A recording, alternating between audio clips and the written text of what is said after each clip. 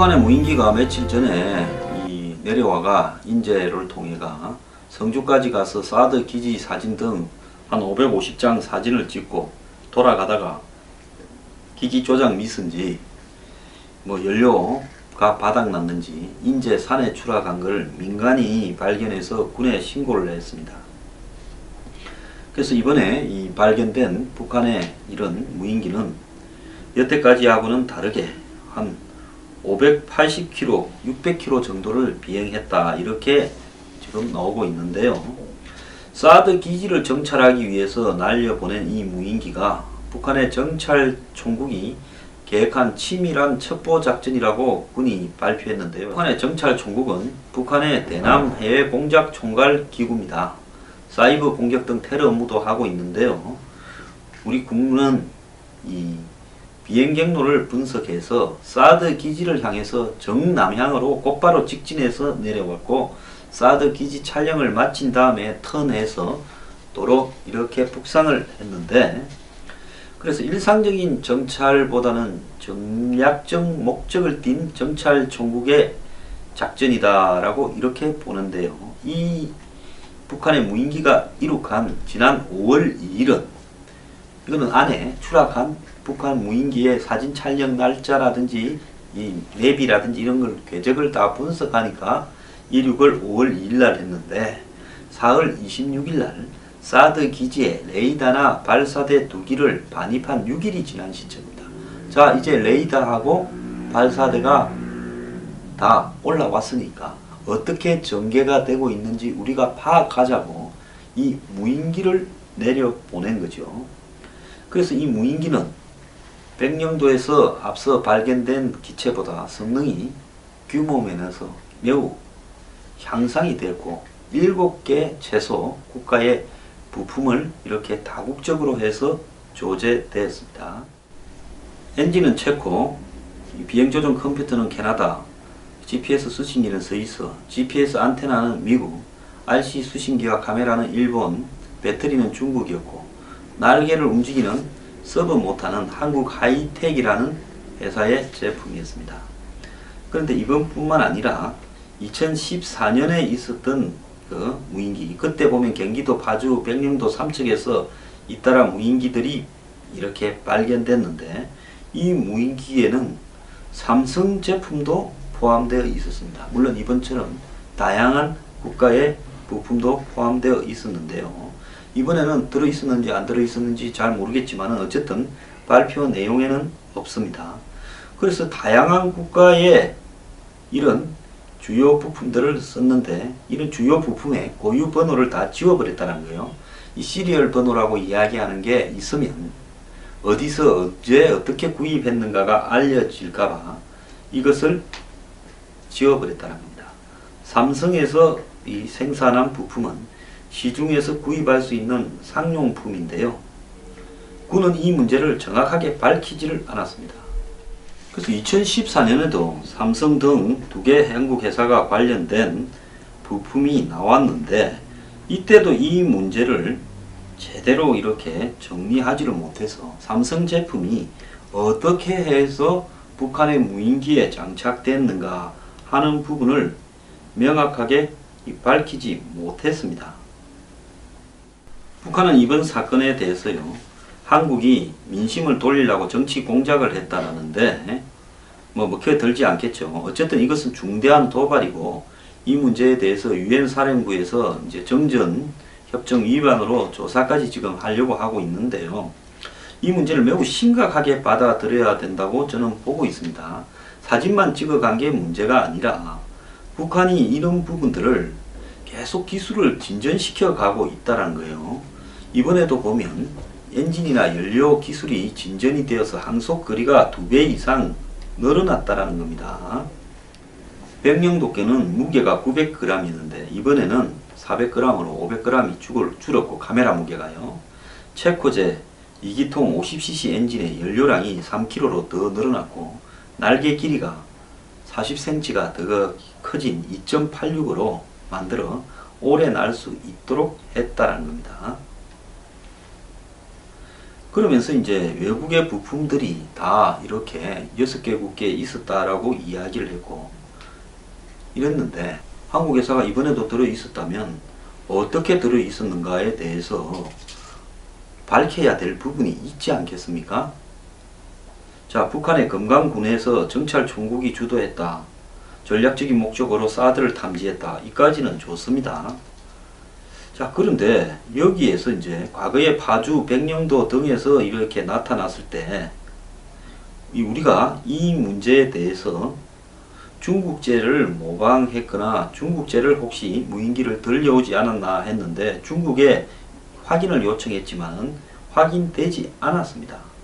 그런데 이번에 북한에서 발견된 무인기는 3km 정도에 이르는 생화학 물질이나 폭탄을 탑재해서 후방까지 날려보낼 능력을 갖췄다고 하는데 제가 한 방송에 가서도 이 이야기를 얼마 전에 했는데 이게 심각한 거는 뭔가 하면 지금처럼 촬영을 해가는 단계를 넘어서서 무인기를 가미카제 공격하는 것처럼 지금 한 600km를 이렇게 간다 그러면 이 무인기를 리모트 컨트롤을 해서 조정을 하겠습니까? 안 그러면 쉽게 조정을 하겠습니까? 리모트 컨트롤로 조정을 하지 않겠습니까? 그러면 이 무인기를 갖다가 쭉 보고 있다가 이걸 갖다가 사드 레이더 기지에 충돌을 시키면 얼마 전에 허접한 필리핀의 컨테이너선에 1조가 넘는 미국의 뭡니까? 이 이지스함이 거의 박살이 나버린 것처럼 사드 레이더가 순식간에 무너질 수 있고요. 이 무인기가요, 한국의 청와대 상공에다가 한마디로 생화학물질 독가스를 살포했다고 칩시다. 어떤 일이 벌어지겠습니까? 그래서 3kg가량의 생화학물질을 지상에 투하하면 국방부는 그럽니다. 눈이 그냥 따끔따끔할 정도일 거다. 폭약이라면 무인기 추락 주변 정도를 오염시킬 거다. 이렇게 말을 하는데요. 북한이 지금 13가지 종류의 생화학 물질을 보유하고 있다 이러는데 이게 별 문제가 안 될 것처럼 그는 이야기를 하고 그게 다 대기에 노출되면 큰 데미지를 입히지 못한다. 또 뭐 3kg 정도 폭탄이야 주변에 조금 어지럽히는 정도밖에 더 되냐라고 이야기를 하고 있습니다. 그런데 이 무인기가 그 이상에 조금씩 더 발달했어요. 딱 정확한 타깃만 정해서 레이더에 만약에 사드 레이더에 이 돈 1000만원도 안 되는 몇백만원짜리 무인기가 정면으로 충돌해서 폭발되었을 때 사드 레이더가 다시 만들어야 된다는 사태가 벌어지지 말한 법이 어디 있습니까? 그래서 군은 자꾸 이걸 과소평가하고요. 그런 위협이 없다 이런 소리만 하는데 이처럼 우리 무인기가 돌아가다가 지발로 떨어져서 민간인한테 발견되지 않았더라면 군은 전혀 모르고 있었고 지금까지도 추락해서 발견된 것은 저절로 추락해서 대부분 민간인이 발견한 겁니다. 군이 무인기를 보고 그걸 갖다가 이렇게 격추시킨 게 없지요. 안 그러면 발견한 거라도요. 자, 발견되지 않고 북한으로 무사히 넘어간 무인기는 얼마나 많겠습니까? 그 3년 전에 2014년에도 이것 때문에 난리를 쳤는데 지금까지 아무 일도 안 한 거예요. 이래가지고 무슨 자주국방한다 그럽니까? 자, 3m짜리 소형 무인기가 날개 폭이 3m 하늘에 날아다니는 새들과 비교해서 큰 차이가 없다라고 이야기하는데요. 얼마 전에도 이 군부대 기지 앞으로 이런 이상한 비행물체가 날라와서 군에서 사격했다라는 이야기도 있지 않았습니까? 그것도 이런 무인기겠지요.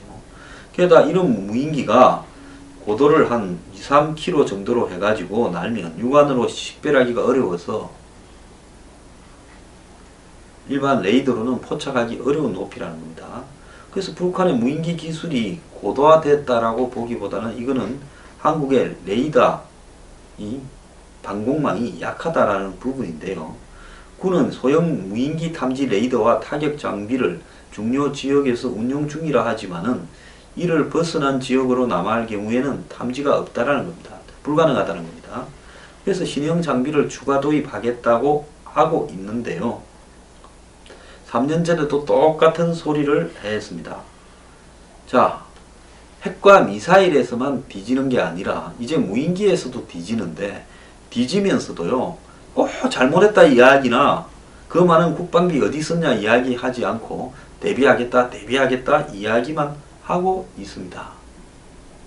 옛날에 그 휴전선에서 목함 지뢰 터졌을 때도 북한군이 와서 심어놓고 갔을 건데 그 부분에 대해서 이 열 영상 탐지기를 이렇게 해서 그런 일 없도록 하겠다는데 그것도 시정됐는지 모르겠습니다.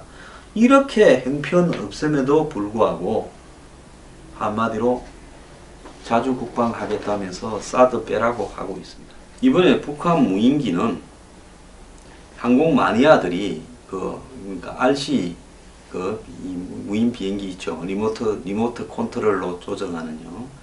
이런 모형 비행기들을 많이 구입하는 중국 항공 전문 쇼핑몰에서도 어렵지 않게 구입하고 할 수 있고 이 드론하고도 이런 장비들이 비슷하다는 겁니다.